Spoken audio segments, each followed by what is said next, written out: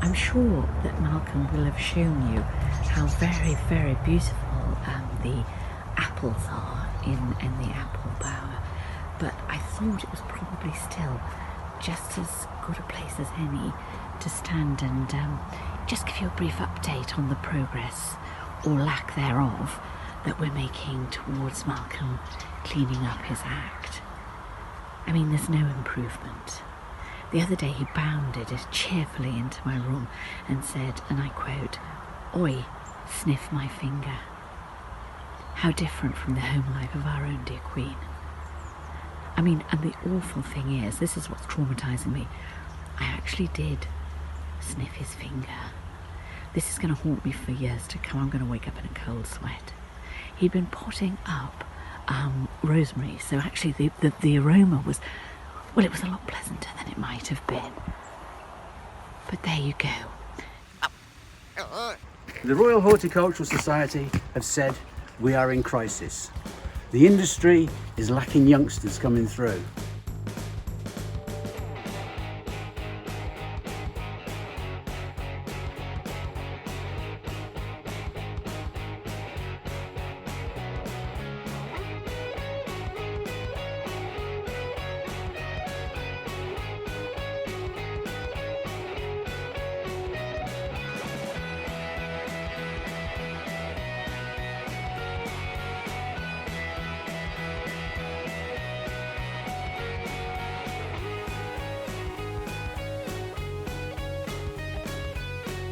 This is Eggleston Hall Gardens, and over the next 12 months we're going to take you on a journey of what it's like to run a nursery garden.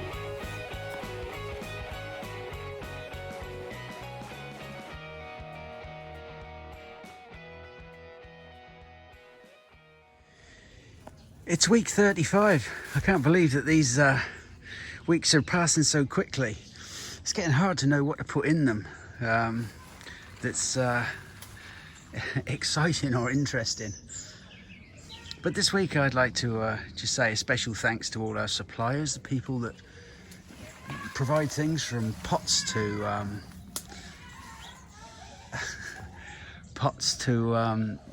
tools to sundries like compost, people like Keith Singleton, LBS Horticulture, PG Horticulture,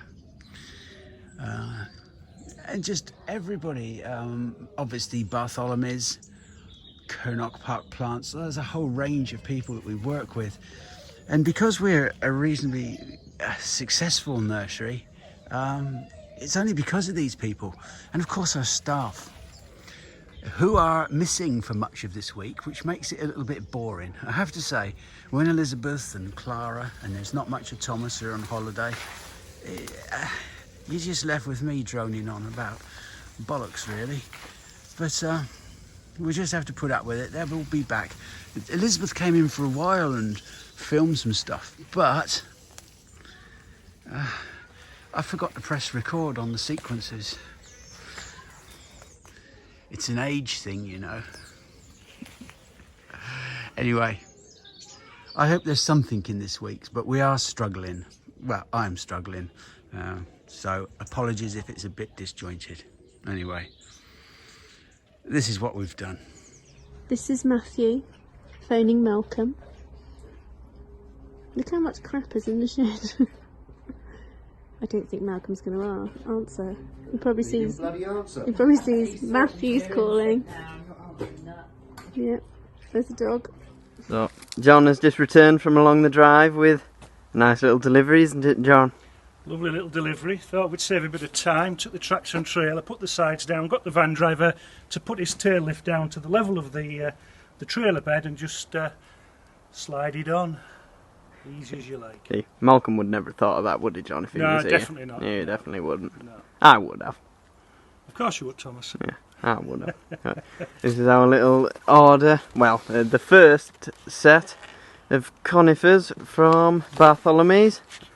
So I suppose I should thank you to Laura, Matthew, and Wendy. That's her name. I've always forgotten. Though I'm not exactly sure what Matthew does really, but Yeah, we're very happy with all these. So these are a mixture of some of the ones they do from their own stock plants. So that's probably any with the little red tags. But then here's some of our own, like the Picea breweriana and different things. We've even got a few little monkey puzzles there. Picea acrocona there. So yeah, I'll get these unloaded and then they'll get worked through. These are Salvias. This is Salvia Blue Queen. So we've grown these up from young plugs. And what I'm going to do now is just, let's have a look at one. There. What I want to do now is to put them into a 1 litre pot. Now this isn't a finished pot, but what I want is a really, really strong root ball, so that next year, come the spring, when they're into active growth and vibrant and alive, we can move them up to a 3 litre pot. And then we can produce a really top quality plant. I could leave them in these over winter and they'd be fine, but I really like having effectively a 1 litre giant plug. It's just I just like doing it that way. You know, you've probably got to pot a younger plant like that on into an intermediate pot anyway. Whereas if I do that now into these 1 litres, then I'm going to it's got about 6 weeks of growing left, and it should fill up this pot beautifully. I'm just taking off, as you've seen Thomas do. I don't want all these bloody flowers there and top shoots. They really are an irrelevance to what we want. We want the plant putting its energy into growing, not producing flowers. I'm sorry if this is I'm just doing this by one-handed, so you may find the camera work a little suspect. If you can call it work. It's hardly work, is it, standing there with a bloody camera in your hand? So as the work changes, the mainstay of the propagation comes to an end, and we find ourselves starting to move up shrubs that we've grown on from liners this year into larger pots. Many of these things have to go up. What are you dealing with there, Thomas? It's a Blackstones Cornice, the Cornice alba Kesselringii. I've just got these ones here, and we'll put it on in about May, I think, into these 1.5 litres. So now they're ready for, well, I'm putting them up now just to try and make them on that little bit more growth for the winter. So obviously you can imagine when they lose the leaves, they're showing off these real nice blackish, purplish, almost blackish stems. And then the idea with a lot of the liners is that we put them into the pots that they're going to be in next year. So like the cornice we have up at the top in the sales beds were like this last year. So we just put these up, because strictly speaking I'm putting these up. These will probably sell this winter because these are the only black stem ones we have, but these strictly speaking would be more for next year. They'll be much, much larger and fuller plants. We've had to sell quite a bit of next year's stock. Well, we have sold. I've got my eye on that bloody swallow. I can hear it chirping away in the background. Yeah. They've got to put some weight on before they go off on their journeys. Now I've just stood this feeder up here, and we have here, it's really quite peculiar, we have a gang of sparrows. There they are, they're starting to form now on that feeder up there. You can hear them. That's just a small section of them. We counted there's about 80 of them, and they're in this flock. And sometimes if we're filming anything around here, we've had to redo it because of because of the noise they make. They're also terrible bullies. They come down and they come down en masse and scare everything off. Or if they don't, they just sort of bully the other birds. It's quite strange. There, you can see them now.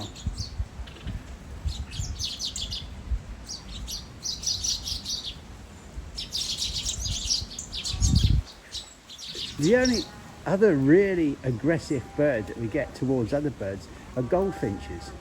So, you know, people think, oh, goldfinches are a lovely, pretty little bird. But in actual fact, they can be right little bastards. We're having a gale here at the moment, so filming is going to be quite difficult.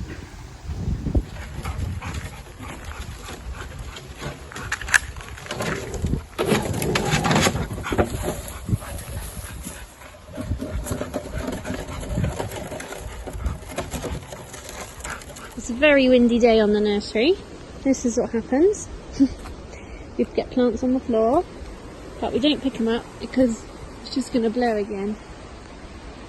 It's very windy. I'm hoping that one of the tunnels doesn't come off. There you go, look at that beat. Yeah, this is the weather that catches us out. Fingers crossed. Oh, these are some aces. These are our litres that were potted in lockdown by my sister and I. It's lovely little litres. I actually came in to see if there's pictures to take, because some things, new growth, Fanny Camachi, some things I thought might have started changing into autumn colours. I know it's only August, the end of August, but it's been pretty, I know this looks really bad, doesn't it, stepping over plants, but I'm going to leave them there. They'll just damage if you keep picking them up. There's our dissecting seedlings, 1 litres. Lots of little weeds. Right, we'll go down in this tunnel and see the carnage. I haven't even opened the retail tunnel today because it's such a rubbish day that I figured probably won't get any customers in. Right, don't be alarmed if there's plants everywhere. Oh, it's not too bad. There's one. There's another one. Yeah, it's good that we've got all the rain, but it's the wind that kind of knocks them over before they get watered. So it looks untidy, but once it's finished, oh god, in here's even worse, look at that. Once it's finished being windy, we'll pick all the plants up. We have made frames for the plants, but because they're on a slope, it doesn't really help. Yeah. And it always seems windier here because of the trees. Because you can just hear it coming. I think it's from the west today, southwest. Never eat shredded wheat. Yeah, west. So yeah, interesting. What else can I show you in here? Nothing really. We're kind of coming to the end of the season. Things will start changing in their autumn colours. We start seed picking next month. So yeah, a couple of weeks. Yeah, which will be good, but this year's gone very quick. Oh look, there's seed on there. What's that? That's Trompenberg. Seed on it. That Hagaroma started to change into its autumn colour. All red. Yeah. What was I saying? Sorry, I go off on tangents. Yeah, we'll start seed picking next month, so not very long. So I'll film some of that. It's quite straightforward. Pick the seed, put it in a bucket. But it's interesting. Through that, Tamakiyama. Anyway, I hope not everyone's being blown away today. I don't know what it's like over the rest of the country. Right. So I've stripped it. Now I'm going to cut it. Now what I'm not very good at is lining your cuts up. So you've got to make 2 cuts. My mum would say I don't pay attention. but I might appear that I don't pay attention. That one's better. Line it up, 2 cuts, and then you cut off the end like that. And then I put it in my mouth.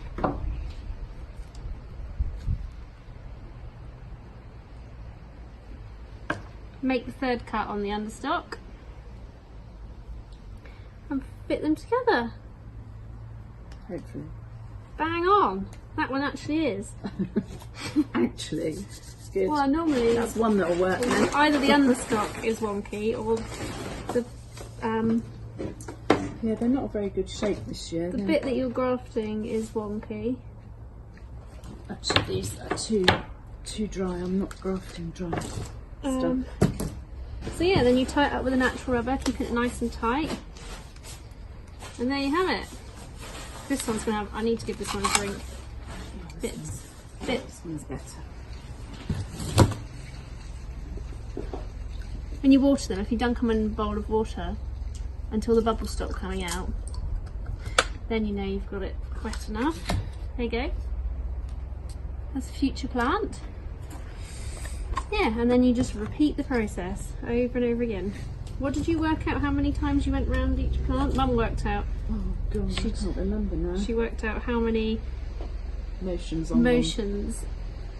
It was something like 300,000, wasn't it? 300,000 times. What did I do? I did 13,000 plus last year. Gosh, I'm getting behind actually. Yeah, and there's the 4 cuts plus the wind, so there's 5. Plus the wine. Don't forget the wind. wine. Plus the wind. I couldn't do it if I had any wine. Dad used to. Yeah. Fuel him up. That's what kept him going, wasn't it? Yes. He's not here to defend himself, so. Anyway, he's a very patient man because he used to sit here for 8 weeks next to my mother. I'm joking, I'm just being mean. He used to sit here for longer than Mum because Mum would see the customers, like I said. Because he knew that if a job had to be done, it had to be done. No, it wasn't. It was because he didn't want to get up and see the customers. Yeah, but he would still sit here solely and propagate. Yeah. But yeah, that one's not bang on.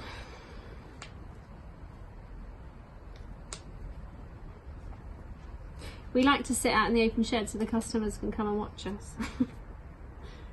No, it's quite interesting. It must be quite interesting for customers turning up and actually seeing, because a lot of places you go, you don't see. We need the light. That's why we're in the open shed.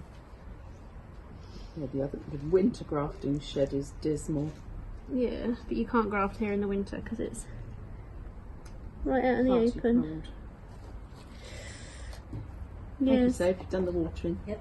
Okay. I'll carry on in there. Sophie. There's just a few more. The ones on the concrete base. Those big ones, because they all blew over. And then that's it. Sophie's doing the Thank you. watering Yeah, just because the wind blew all of the plants over. Wet. You're wet. Is that why you've got your wellies on?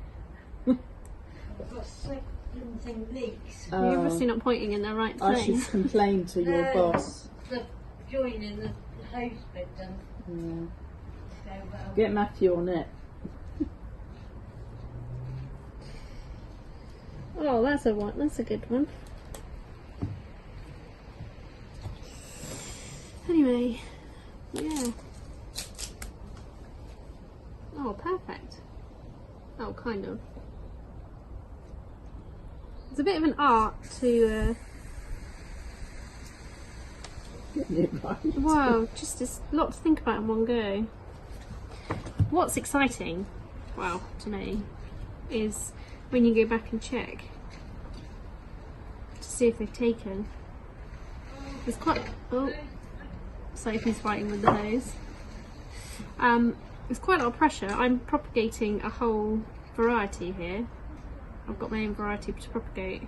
Whereas normally I just do whatever Mum's propagated already, if there's any extra bits to propagate, so there's not so much, like if they don't take then it doesn't matter, but I'm doing a whole variety. So hopefully they won't all die. But if they do all die, then we know whose fault it is. Bang on. Hang on. It's actually quite nice to sit down. We've been sending out orders the last couple of days. What is she doing over there? God knows.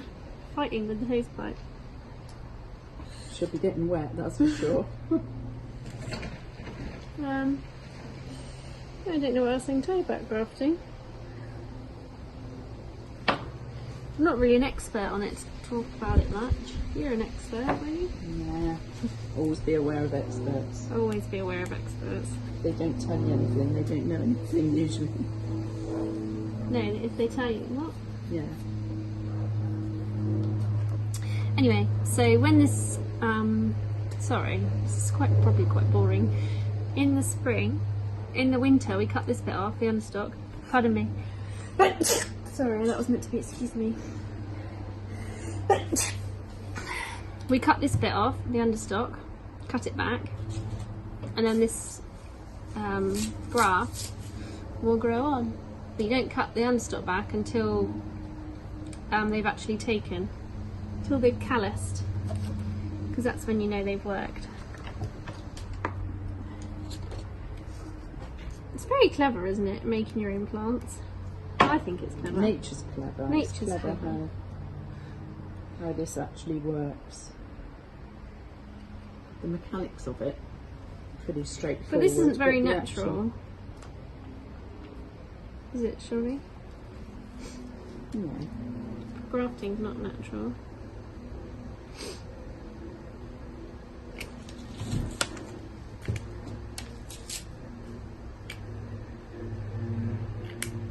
Oh, that'd be Sophie up in the helicopter ride soon. I booked it for the 20th.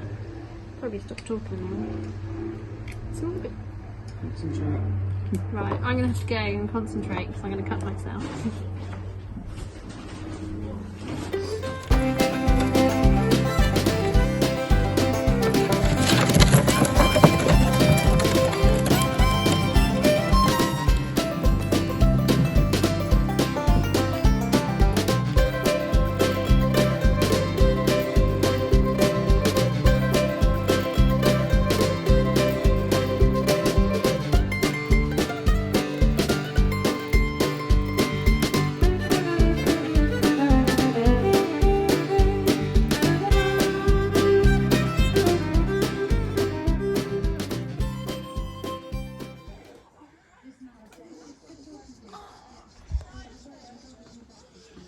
Yeah, well they gave up on that nest. Oh God, she wants to be passed. Yeah, she wants you, but you're blocking up the fucking doorway. Come on, little girl. Me? Yeah. Yeah, I can see her. There she is. She wants to get out. Yeah. Right, I'm going to get behind you, shall I? Oh, I don't think that would do much good. Will that do? Ow! Yeah, she's up there now. We'll have to go down the other one. I've got it on Zoom. Oh, you don't need that. No, I just zoomed in on your chest, which looks really weird. Thank you. No. She's so beautiful, isn't she? She is. She just wants to get out. Well, I don't know. It could be one of the youngsters that's come back, which is why I'm told that they built another nest, because the original fledglings kept coming back to sort of sit in it. Right. Oh, I've got that problem with my kids. Yeah, you think they've gone, and then back they come and sit in it. Sit in the nest. Yeah. It's all right. We're just filming. Just ask away. How much are the slipper tenuous in there? How much you want? Slipper tenuous in there? How much are there? They are £5.95. Did you see just that sign language? I saw that. Insubordination, Ralph. I don't know why you don't command more respect. No, I don't know neither. She's not going anywhere, is she? So I was wrong. You weren't blocking the doorway. Thank you, thank you. And actually, there's plenty of room for her to get past me. Yeah, you weren't wedged in it either. Why can't you get rid of yours? Why are they coming back Children, on? because I built such a nice nest. Oh. There's good food, there's laundry, efficient as well, because certainly for my employers, I think it's been reported across the board. Some people are efficient. I acknowledge that that is not possible. I don't know where it's been, Amanda. For some people, they do need to be in the office. I've sanitised. But I do think that, you know, If you stand there like a lemon with that finger stuck out there, it's not going to land on it. You'd get such a shock if she did. Come on, little bird. Maybe she thinks I'm giving her directions. I think I might just open the door at the other end and they can go through. I think Helen's closed it because it's so cold here today. For anybody watching this, we are absolutely frozen. It's like a winter's day. You can confirm that, can't you? I'm not exaggerating. No, it's very cold. It's absolutely bollock freezing. Yes, I wouldn't put it that way. You would have thought it. Do you think swear words? Now there's a question. Do you think swear words? And then not say them? No, because if I want to swear, I'll just swear. Yeah, but I mean, like, if you have a customer down there and you think he's a prize, Oh, yeah, I do You do. that, to be fair. you do. In my head, I do say it. Yeah. And then I hope it doesn't come out loud. Yeah. My grandfather used to. He used to. Oh, dear. Do you take after he was your he was a grandfather? Gaelic speaker, and he used to swear in English but think in Gaelic, depending who he was talking to. If he was talking to a Gaelic speaker, he would swear in Gaelic. But if he was talking to an English person and they're a bit posh, he would also swear in Gaelic. Oh, Yeah. But no, so he used to change it according to the language he was addressing. but it was all in his head. Yeah. he said it out No. loud. He was quite Yeah. abrupt. Yes. He was very West. Well, my friend who's Welsh speaking, they used to always discuss whether the cat needed to go to the vet in Welsh in case the cat could hear them.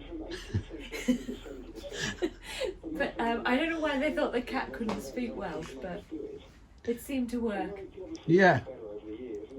I talk to my dog sometimes with words that I heard my grandfather use. I have no concept what they mean. It's all right, you can come back in. We've finished here. I keep pointing this plant out to people, and I can't convince them, but it is a lovely little thing. It's Agapodium Variegata, commonly known as variegated ground elder. People won't trust me on this, that it doesn't get out of hand. It is a beautiful little splash of colour. It grows almost anywhere, under trees or just anywhere. It's easy.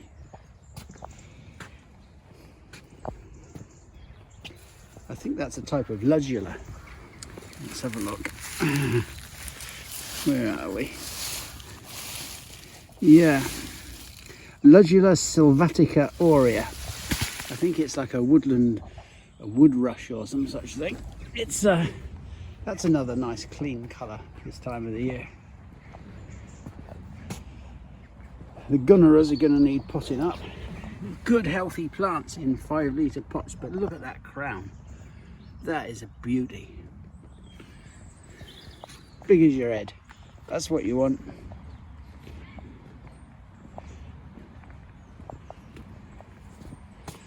Yeah, there's that definite end of season feel now. There's like weed everywhere, seed coming everywhere, and a ton of potting to do, and everything has to be cleaned up over the winter. There are literally tens and tens of thousands of plants on this nursery, and they will all have to be processed. They will all have to be cleaned up. Look at these lovely primulas. These are being prepared for next year. These are denticulatas, big pots of drumstick primulas. We had a fantastic display this year. Unfortunately, due to lockdown, nobody was here to see them.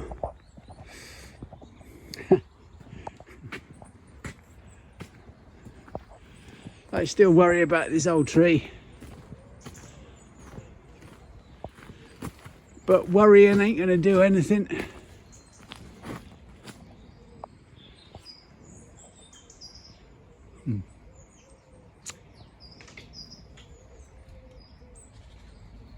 It's had a good innings.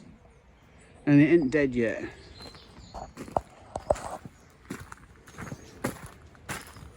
Bit like me, really. I have taken the covers off of the alpine cuttings. You can see there's quite a lot here. All labelled and ready to go. It's not... I'm quite pleased with them. Doesn't look many, but when you think there are 16 in each little pot of some of them, at least 9 anyway.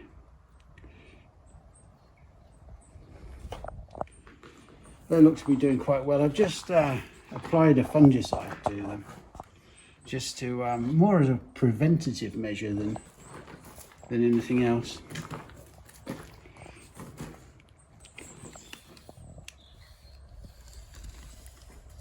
Those were the last lot we did a couple of weeks back. They're okay. When I was a kid many years ago. When I was a boy. Yeah, when I was a boy, we used to grow fields of this stuff. Back in good old days, me. Yeah, they weren't so good. In the days of rationing and me. In the great potato famine. Fuck off. He's not Irish. He's Scottish. There was a haggis famine. These Lacesteria, we used to grow fields of them, or the rich knobs used to, the posh people, and then they used to use them for cover for game birds, primarily partridge and pheasant. The common name for them is partridge berry or pheasant berry in different parts of the country. The normal green one grows 5 or 6 foot tall, and if you have fields of it, it's very prone to getting a weed in it called fat hen. Now, fat hen is an interesting weed, but they don't like it. It gets everywhere. Does the pheasants not eat fat hen? No. We used to have to go through the fields pulling out all the fat hen. That's what I did on my holidays and evenings. I'm sorry, Malcolm, was that fat hen or fat hen? Fat hen. Like the fat hen.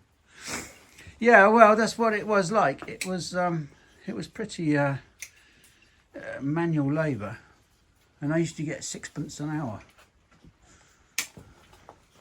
It's about 2.5p these days. Oh, so like similar to what we're on now, isn't it? Well, it's more than that.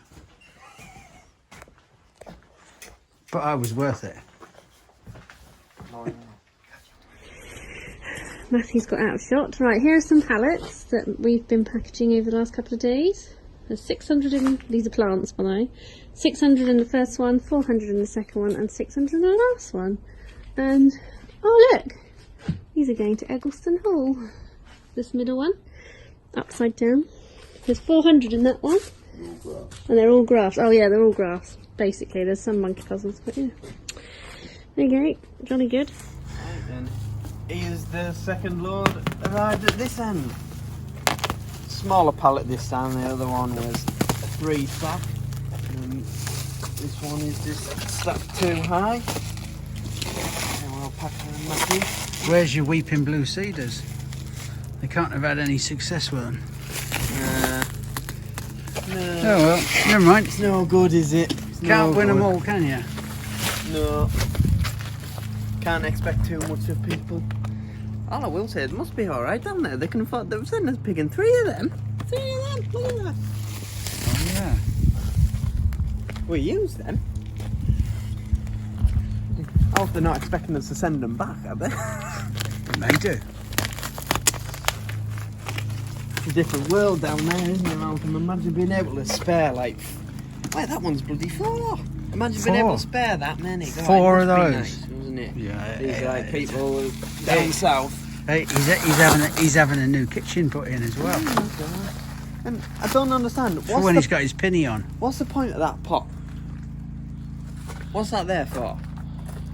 I don't know, maybe it's to give it some tension or something. Just to ask him.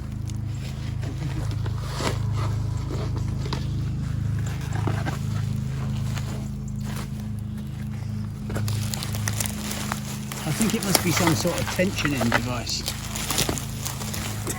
tensioning, do I? Oh, no. How tight is that? It's an old pot as well. We can't even reuse it. Matthew, you tight bastard.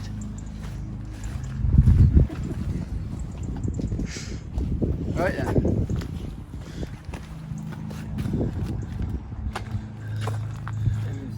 Look at those, they're looking good, aren't they? Yeah. Araucarioides, is it? Must be, isn't it? Yeah. Horstman.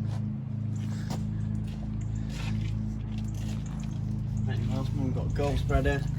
The important one, tiny curls. Tiny curls. No, Thomas. No, I was Thomas. going to say it looks like someone's chest hair. That's what I was going to say.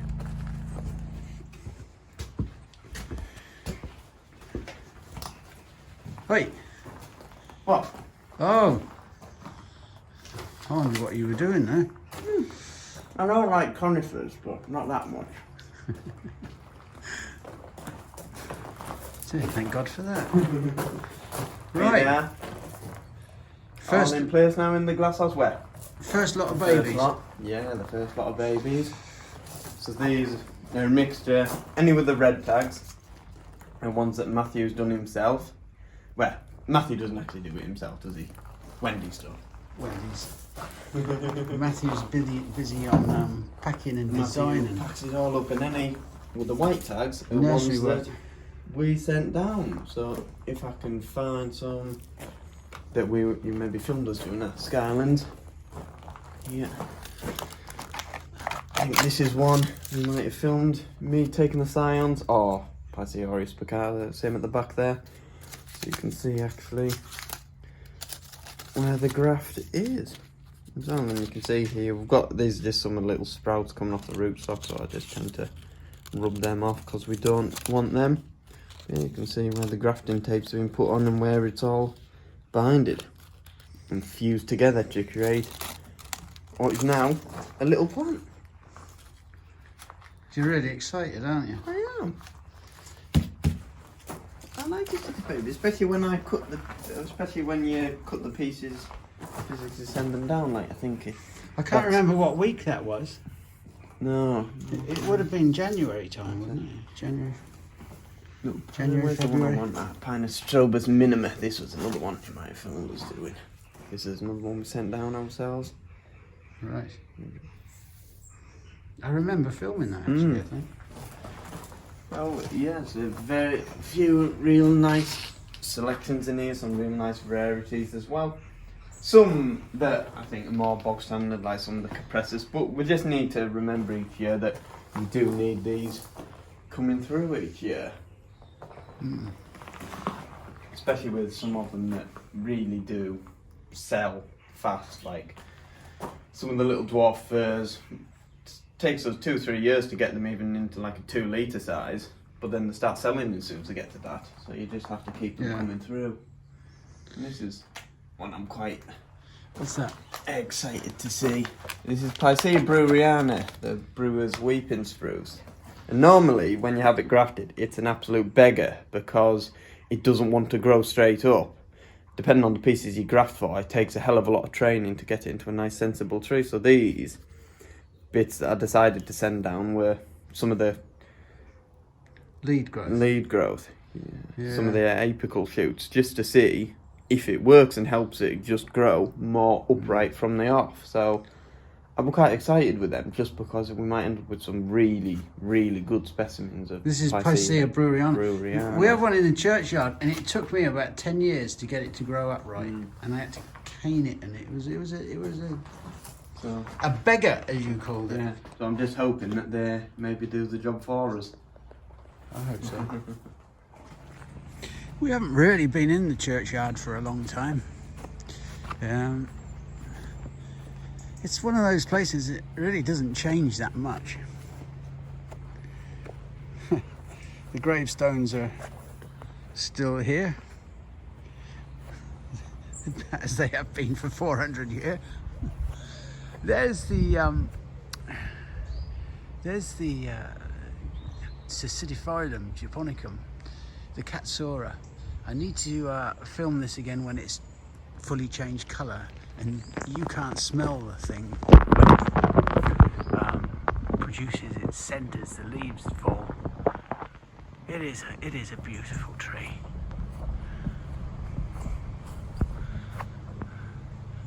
It's just magical under here, that's the word I would use. Heptacodium, we'll come back and look at this. It's again, it's something we have to look at in a couple of weeks' time, maybe 3 or 4 actually. But we were Thomas was just showing us the brewerianas, and you can see this is just a young tree. This is the one that took me 10 years to get a lead growth, and it still persists in putting up multiple leaders. It is the branches, the branchlets that hang down. These can get to about 7 meters long, and they hang down like curtains. It's a lovely thing. I don't think I'm ever going to see this one reach those sort of proportions. But if we take grafting wood from these, they have a lax habit. They are the weeping parts, and they are the bits that really don't put on lead growth. But if you take an apical shoot, by that we mean a shoot such as this one, a shoot at the end like that, then that gives you a much more upright tree. But there's only so many you can take.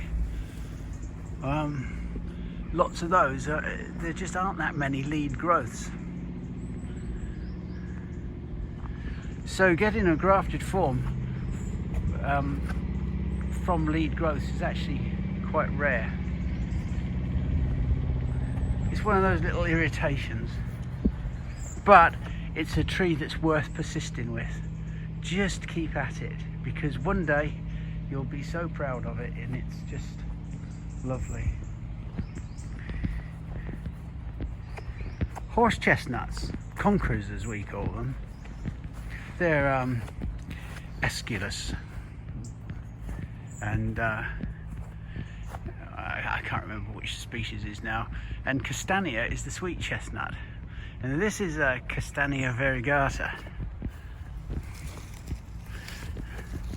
I think the species is sativa or satvia, or it could be cannabis. I can't remember. Stuff is, it really, I don't know where it goes these days. But yeah, it has the lovely typical sweet chestnut leaves. It's a very slow growing thing because of its variegation, but it's actually quite nice.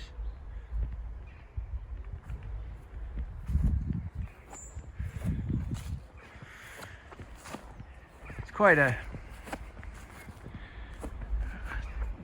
timeless quality to this churchyard. I keep meaning to, as I've said before, cut that rose back around that, where is it, that, you can see it in there, it's, and I'm sure we've looked at it before, it's sundial.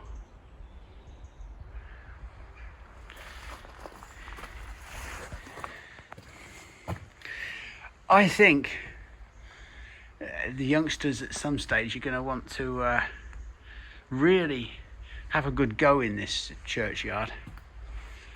The church itself, because it's got so much potential to create one of those sort of very special little places. This was another gift to Gordon and I from somebody, I can't remember who now, it was about 20 years ago. It's taken ages to get going. It's one of the big leaf rhododendrons like Sinogrand or Falconeri. There's another one, I think. Anyway, it has really, really lovely flowers, but huge big leaves.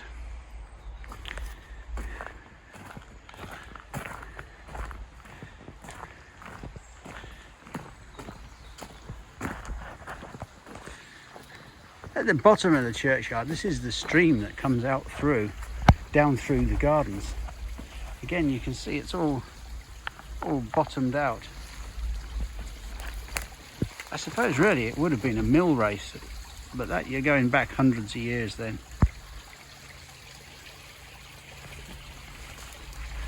Again, this could be cleared and made into something really special.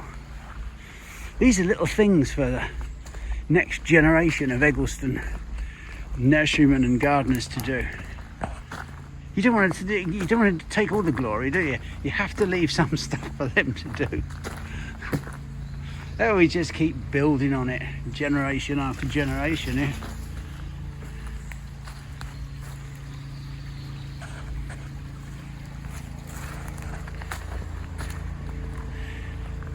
I hate to think how old this yew is. We really should cut some of it back because it's leaning right over. But it's been here a long time. Oh, do I get to present? Yes, you do. Go on then, what are they? These are succulents. Suck you what? How did I know? How did I know? I haven't got any lens. Go on. You can suck your own lens. No, I just thought these are really, really pretty. So I wanted to know if they would grow outdoors. No, they won't. No. No, they won't. Nor will these aloe vera. This, you know, the fact is they're a South American plant. Yeah. And I don't know if you hadn't noticed, but this is not South America. It's the Northern Pennines. Have you been to South America? No, I've been to the Midwest. I thought you. I've been to New Mexico? Yeah. Isn't that the South America? Southwest. It's not really South America. Well, I thought it was in Mexico or part of Mexico. No, it's north of that. It's very beautiful. They do have deserts. I was going to say, it's medicinal, isn't it? You can rub it on things to make them to make what? bruises. What have you Or rubbed it anything on? that aches. You can just rub some of that on, I think, and that improves it. Is it any good for hemorrhoids, do you think?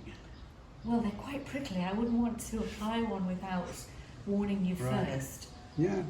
Not that I have a hemorrhoid, I just wondered. Perish the thought. Perish the thought. Why would and you wouldn't have one and then have somebody like Thomas come along and give it a name like Hetty.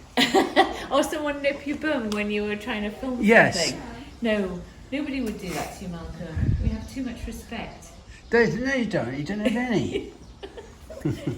They are nice, these though. I think, and They are. There's some here. The colours are gorgeous. They've actually grown very quickly, and I'm going to have to repot them. And it's not something I have. House plants and we just don't. You're not friends. We're not. We just don't. I just don't do them. There was something like this growing down on the beaches in Suffolk. They were growing. It's probably sea kale. Oh, maybe it was. Cranby maritima. I beg your pardon. Cranby maritima. Ah, right. Yeah. Probably. Could have been that, but they were that sort of curly shape. They were lovely. Yeah. It's very, very nice. You can eat it, I think. Can you? Yeah. Yeah, I'd need to check that up, but that's right. And then unlike the big cranberries that we have here, they used to be grown in parks in Victorian times, and they grow about 5 or 6 feet, and they look like a giant gypsophora. And smell of farts. They do, that's how they're pollinated. I'm not being deliberately. How many things around funny. here smell of farts? Yeah. I had a completely Especially different Queensland. explanation for that. Thank you for clearing that up. See you in a bit.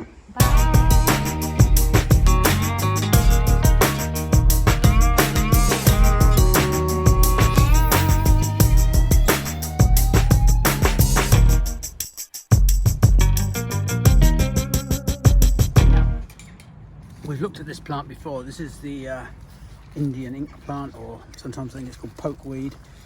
The flowers are just starting to give way to the long stems of berries, and you can see they're just starting to turn purple, and the whole thing will go absolutely black purple. It's a lovely thing. It's called Phytolacca americana, and we will keep an eye on this as it goes through the year.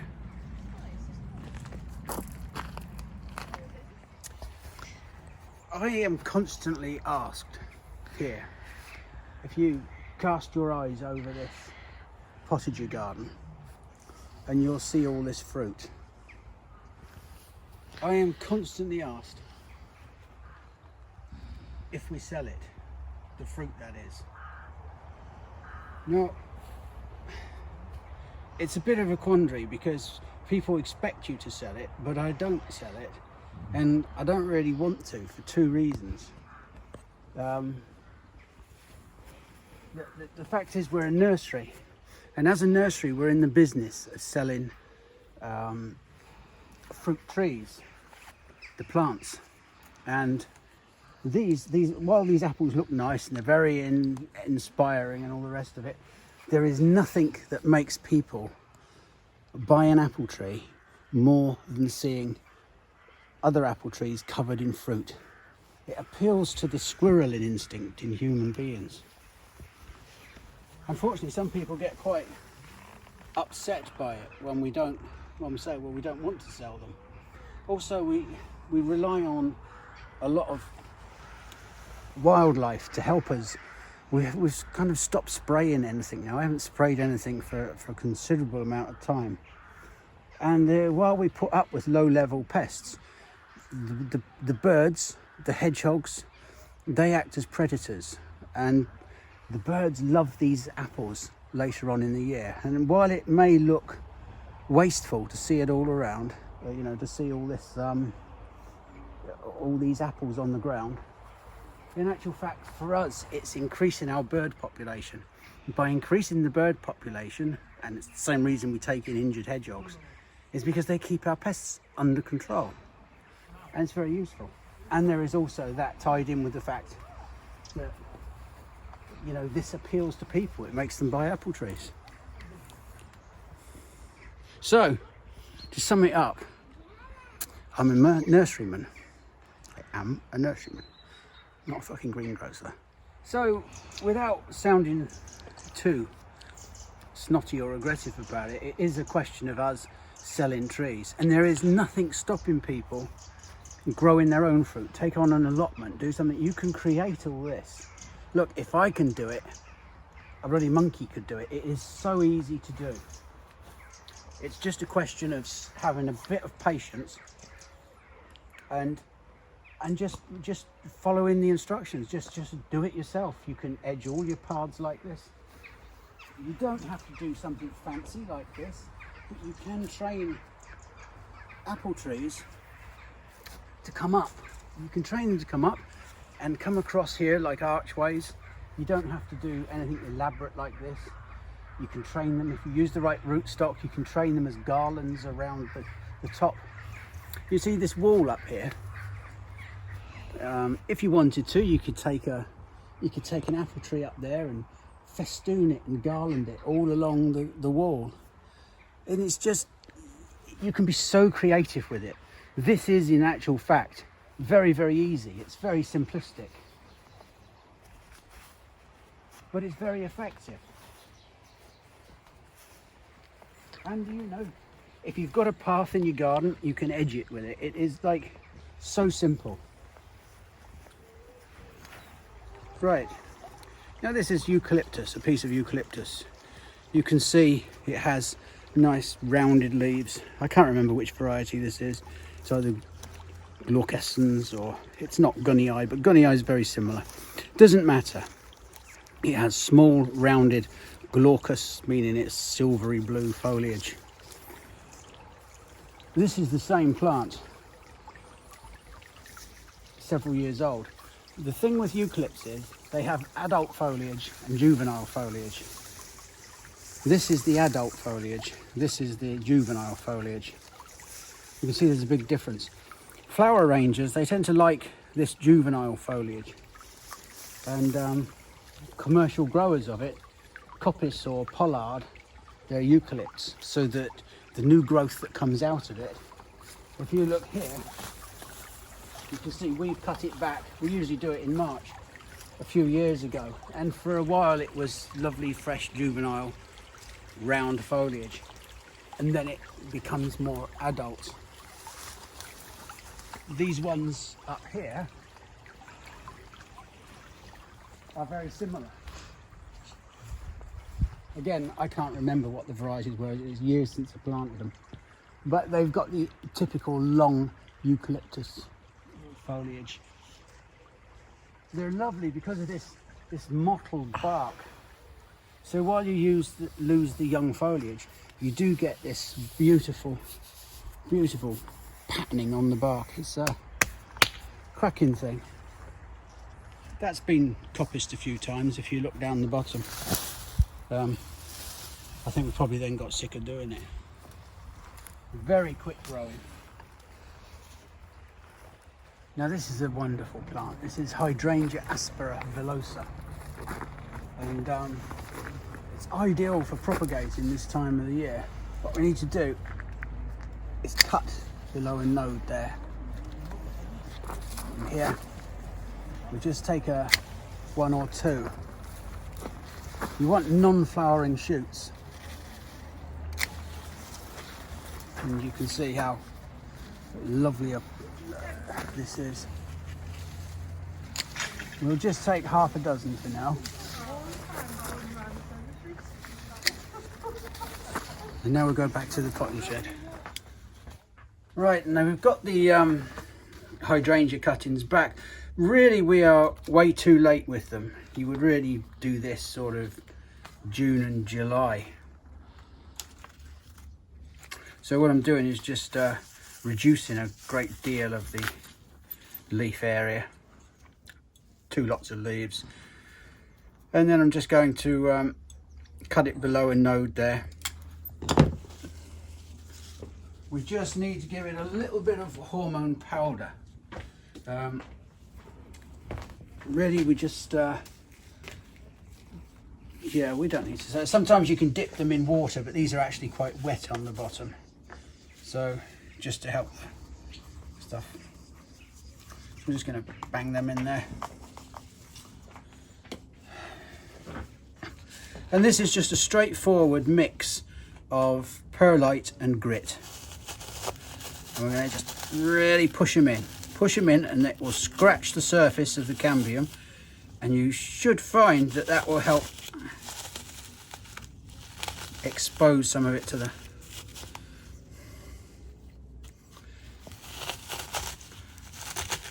Now obviously I'm going to do some more, but I'm going to put 6 per pot. And you can just push them in, and you can feel them grinding down into the perlite. This is just a way many years ago I used to find this way quite successful with hydrangea cuttings. You can see I'm just pushing it right down, and that's it. And because this is pretty sterile, you shouldn't get any damage with rotting off or funguses on the top.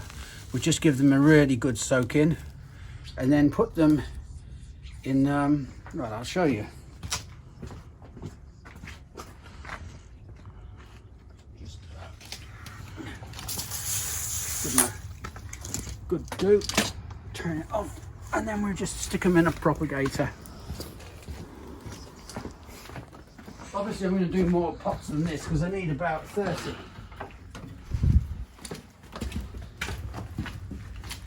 Then again, we'll just use our trusty thing. This is last week, you will remember the osteospermums in the moss roll, and they're now a week old.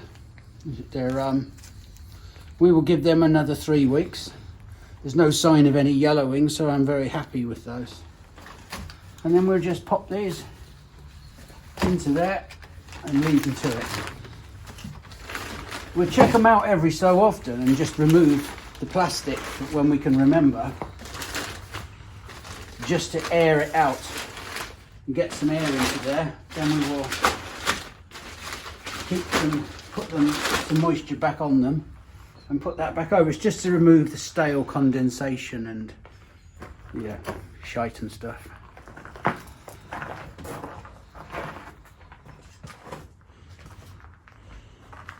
This is a really nice little plant. This was given to Lisa by a customer of ours called John Pete, and it's a beautiful little thing. If you look at that there, you see that it's rhodochyton, I think it's Rhodochyte Nectropurpureum, and it's a lovely little thing. Look at that flower. Isn't that gorgeous?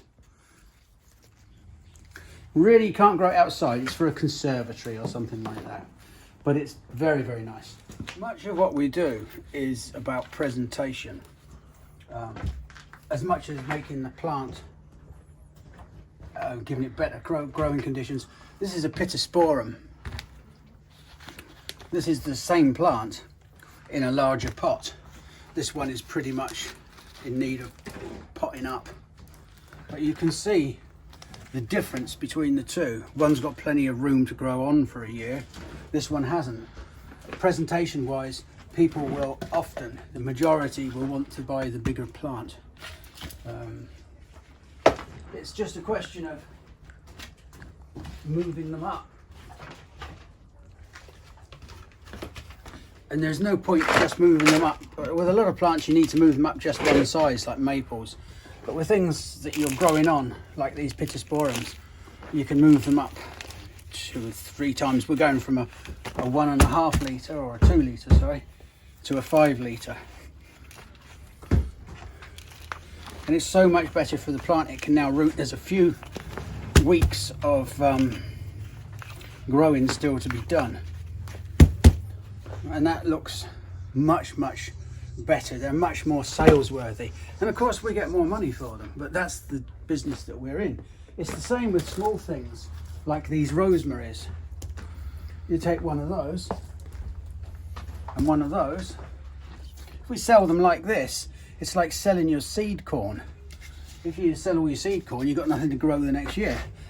We try not to sell them at the young stage because we don't produce enough. Our job is to grow them here. We're not a wholesale nursery, we're a retail nursery. And our job is to grow them to a finished plant. So we just put those in there. And as you can see, that suddenly looks a much more sales worthy plant. And we get an extra little bit for it. Not a mass, which is why I'm so poor. There you are. Is it filming? It's filming. Oh, that's quite nice. Now, in an attempt to go more highbrow, right? Have you read any good books lately? Gosh, Do you read? I can read. I know most of your friends probably can't. No. They look at pictures. Yeah, I think this is Get sticky pages. fish slice. A fish slice is good for that, I find. This isn't a forced conversation at all, is it? Because we normally talk about literature. Yes, because I've just been on holiday. I've just been reading some P.D. James, who's a crime writer, I'm sure you know. I do, but I've never read any of her. It's a woman, isn't it? Oh, well done. That was a trick I'd set you, but you passed. Yeah, thank you very much. Yes, she's a woman, a very good crime writer. Right. Still alive? Don't think so, but apologies if you're out there following P.D. James. Yeah. She lived in Suffolk, I think. She wrote a lot of stuff in Suffolk, which is where I was on holiday. So it was nice. I want people to know this is a new highbrow thing that we're doing here. Yeah, I think it's going really well. Yeah. I feel really comfortable because now. if I have to clean up my act, I've got to go posh. Yes. Oh, I don't know why I'm feeling weirdly nervous. I have read, this year, the Mandibles by Lionel Shriver, which was very good. I've never heard of that. Have you not? No. When do you read then? When do you have time to read? Evenings, and sometimes if I want to go to sleep, I just have a read, because then I get bored and go to sleep. But actually I haven't with that. And I also read The Signature of All Things by Elizabeth Gilbert, which was fantastic. I really enjoyed that. The Mandibles was a bit depressing. Right. Well, you've trumped me. Well, wait. No, I haven't. You see, even when we're talking literature, it's always teetering on the brink, isn't vulgarity. it? Teetering on the brink of something unacceptable. But I've been reading P.D. James, that's about it. But I have been quite busy during the COVID outbreak, working very hard in my other job, so maybe that's an excuse. really fucking bored with this. It's not working, is it? No, it's not working. I think we should. Back to the toilet humour every time, I would say.